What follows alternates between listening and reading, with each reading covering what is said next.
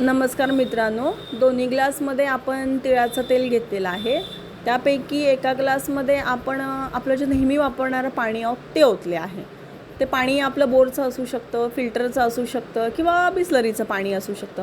तुम्ही व्यवस्थित बघा, तेल कसं पाण्यावरती तरंगत आहे, तुम्हाला स्पष्टपणे दिसत आहे. पाणी खालच्या बाजूला राहिलेलं आहे आणि तेल वरच्या बाजूला गेलेलं आहे. आता दुसरा ग्लास बघा, दुसऱ्या ग्लासामध्ये आपण तिळाचं तेल तर घेतलेलंच आहे, पण त्याच्यामध्ये आपण आता केंगन मशीनमधून येणारं केंगन वॉटर जे 11.5 pHचं आहे ते ओतलेलं आहे. त्या पाण्यामध्ये बघा तेल पूर्णतः विरघळलेलं आहे आणि पाणी अक्षरशः दुधासारखं दिसत आहे. ही आहे खरी केंगन वॉटरची जादू. आणि असंच आपल्या हृदयामध्ये, आपल्या शरीरामध्ये अनेक ठिकाणी चरबीच्या गाठी असतात.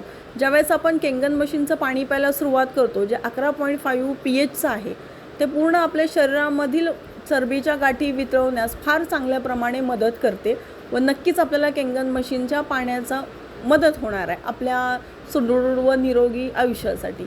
दोन्ही ग्लासमधील पाणी तुम्ही व्यवस्थित बघा, तुम्हाला रिझल्ट तुमच्या डोळ्यासमोर दिसत आहे.